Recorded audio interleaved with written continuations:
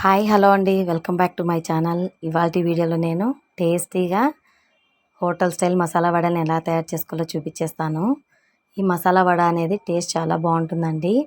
మనకి as it is హోటల్లో స్ట్రీట్లో బండ్లపైన దొరికే వడలు ఎలా ఉంటాయో అలానే ఉంటుంది. ఈ వడలు చేయడం కూడా చాలా చాలా ఈజీ అండి. టేస్ట్ కూడా చాలా బాగుంటాయి. ఇప్పుడైతే నేను మీకు ఈ వడల్ని ఎలా ప్రిపేర్ చేసుకోవాలో చూపించేస్తాను. ముందుగా మనము ఒకరోజు నైటే ఇలా శనగపప్పునైతే నానబెట్టుకోవాలండి. అంత టైం లేదు అనుకునే వాళ్ళు కనీసము ఒక 3-4 గంటలన్నా శనగపప్పు నానబెట్టుకోవాలి.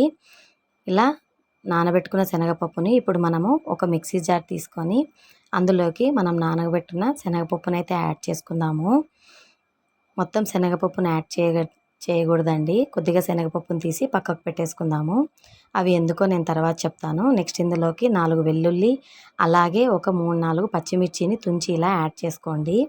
మీరు కొంచెం కారం ఎక్కువ తినే వాళ్ళైతే ఇంకొన్ని పచ్చిమిర్చిని యాడ్ చేసుకోవచ్చు. నెక్స్ట్ ఒక ఎండుమిరపకాయను కూడా ఇలా తుంచి యాడ్ చేసుకోండి. ఇప్పుడు ఇందులోకి రుచికి సరిపడా ఉప్పును యాడ్ చేసుకోవాలి. నెక్స్ట్ కొద్దిగా జీలకర్రను కూడా యాడ్ చేయాలండి. ఇప్పుడు దీన్ని ఫైన్గా కాకుండా కొంచెం బరకగా మనం మిక్సీ పట్టుకుందాము. వాటర్ అవసరం లేదండి. మనకి శనగపప్పు బాగా నానింది కదా, అందులో ఉన్న వాటర్తోనే మనకి మంచిగా గ్రైండ్ అయిపోతుంది.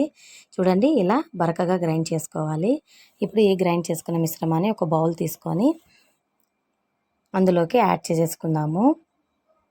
ఇలా శనగపప్పు మిశ్రమాన్ని మొత్తం యాడ్ చేసుకున్న తర్వాత మనం ఇందులోకి సన్నగా కట్ చేసి పెట్టుకున్న ఉల్లిపాయ ముక్కలను యాడ్ చేసుకోవాలి.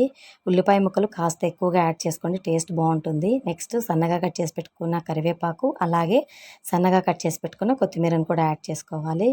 ముందుగా మనం శనగపప్పు తీసి పెట్టుకున్నాం కదా కొంచెం పక్కకి, అది ఇప్పుడు ఇందులో యాడ్ చేసుకోవాలి. ఇలా శనగపప్పును యాడ్ చేయడం వల్ల మనం తింటుంటే మధ్యలో శనగపప్పు క్రిస్పీగా తగులుతూ టేస్ట్ బాగుంటుంది.